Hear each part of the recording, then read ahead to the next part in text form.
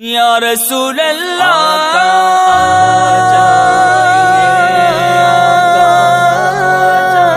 نزول قرآن کا مہینہ تشریف لا رہا ہے، ماہ رمضان تشریف لا رہا ہے۔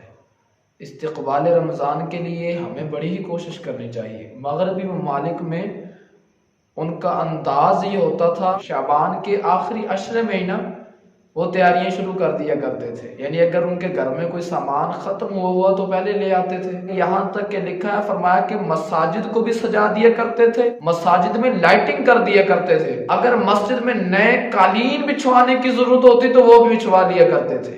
ارے ایک مغربی ممالک والے ہوں استقبال رمضان کے لیے اتنا خوش ہوں، تو جو ملک کلمے کی بنیاد پہ بنا ہے اس میں کتنی خوشیاں منانی چاہیے۔ دیکھیں نا، ہمیں کسی سے پیار ہو اور بڑا گوڑا پیار ہو اور پتہ چل جائے کہ اس نے آنا ہے، اس کے لیے دسترخوان لگا دیتے ہیں اور طرح طرح کے کھانے لگا دیتے ہیں، ہمارا محبوب آ رہا ہے۔ اور رمضان مبارک نا یہ رب کا مہمان مہینہ ہے، یہ رب کا محبوب مہینہ ہے۔ دنیا کے مہمان اور رب کے مہمان میں فرق کیا ہے؟ دنیا دار کے مہمان کو کھلا کے راضی کیا جاتا ہے اور رب کے مہمان رمضان کو بھوکا رہ کے راضی کیا جاتا ہے۔ حضرت ابو ہریرہ رضی اللہ تعالیٰ عنہ فرماتے ہیں، حضور علیہ السلام نے نا ہمیں جمع فرمایا اور جمع کر کے سرکار صلی اللہ تعالیٰ علیہ وسلم نے ہمیں خوشخبری دی۔ کہا صحابہ، ماہ رمضان آنے والا ہے، فرمایا یہ وہ مہینہ ہے جس کے روزے اللہ تعالیٰ نے فرض کیے ہیں، جس کی راتوں کا قیام یہ سنت ہے۔ فرمایا یہ وہ مقدس مہینہ ہے جس میں ایک ایسی رات ہے جو 1000 مہینوں سے افضل ہے۔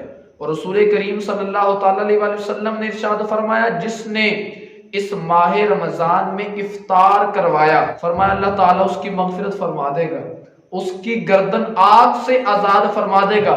تو صحابی رسول بیٹھے تھے نا، عرض کی یا رسول اللہ صلی اللہ تعالیٰ علیہ وسلم، کسی کے پاس اتنی استطاعت نہیں بھی ہوتی تو رسول کریم صلی اللہ تعالیٰ علیہ وسلم کی محبت بھرے ذرا جملے سنیے۔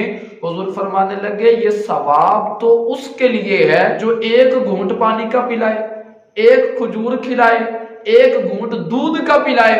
فرمایا یہ ثواب تو اس کے لیے ہے۔ اور سرکار فرمانے لگے، جو روزے دار کو پیٹ بھر کے کھانا کھلائے گا نا، اللہ تعالیٰ میرے حوض کوثر سے اسے جام پلائے گا، ایک گھونٹ پلائے گا، اور جب پیے گا اسے پیاس نہیں لگے گی، پھر یہاں تک کہ وہ جنت میں داخل کر دیا جائے گا۔ اور مولا علی شیر خدا کرم اللہ تعالیٰ وجہ الکریم کا میں قول پڑھ رہا تھا، شیر خدا ہے نا، پھر جب بات بھی کرتے ہیں تو شیروں جیسی کرتے ہیں۔ فرمانے لگے، لوگو اگر امت محمدیہ کو عذاب دینا مقصود ہوتا نا تو اللہ تعالیٰ رمضان اور قرآن تمہیں کبھی نہ عطا فرماتا ہے۔ اللہ اکبر یارو، ایک تو مہینہ ایسا ہونا چاہیے نا جس میں بندہ ہو اور بندے کا رب ہو۔ اور فرمایا نا کہ قرآن اور رمضان کل قیامت کے دن اللہ کی بارگاہ میں جھگڑا کریں گے۔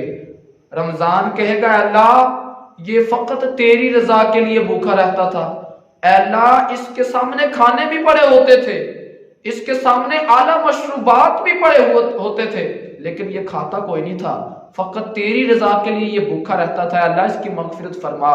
فرمایا قرآن اللہ کی بارگاہ میں جھگڑا کرے گا اور کہے گا، اللہ یہ رات کو تراویحوں میں مجھے سنا کرتا تھا اور کبھی دن میں بھی کھول کے بیٹھ جایا کرتا تھا، اللہ اس کی مغفرت فرمایا۔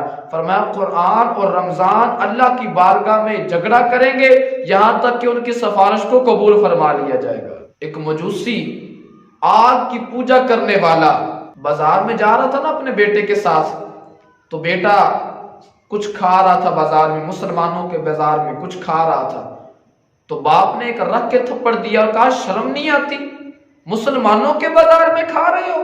تو کہنے لگا، ابا جان آپ بھی تو کھاتے ہیں نا؟ تو کہا، میں کھاتا ہوں پر مسلمانوں کے سامنے کوئی نہیں کھاتا، مسلمانوں کے بازار میں نہیں کھاتا، کھاتا ہوں لیکن چھپ کے کھاتا ہوں۔ اس مجوسی کا انتقال ہو گیا، کسی نے خواب میں دیکھا اور پوچھا، کہا بتا بھئی تیرا کیا حال ہے؟ کہنے لگا، اللہ تعالیٰ نے میری مغفرت فرما دی ہے۔ تو وہ شخص کہنے لگا، تو تو مجوسی تھا، آگ کی پوجا کرنے والا تھا، مجوسیوں کے لیے کہاں جنت؟ کہا میں مجوسی تھا لیکن موت سے پہلے اللہ تعالیٰ نے مجھے ایمان کی دولت سے سرفراز فرمایا ہے۔ کہا اللہ نے مجھے ایمان کی توفیق عطا فرمائی ہے، میں کلمہ پڑھ کے فوت ہوا ہوں، اللہ تعالیٰ نے مرنے کے بعد مجھے جنت عطا فرما دی ہے۔ وہ یارو ایک مجوسی رمضان المبارک کی قدر کرے، اللہ تعالیٰ کو اس کی یہ ادا اتنی پسند آ جائے۔ اگر کلمہ پڑھنے والے رمضان کی قدر کریں تو رمضان المبارک میں بازاروں میں زیادہ رش ہوتا ہے۔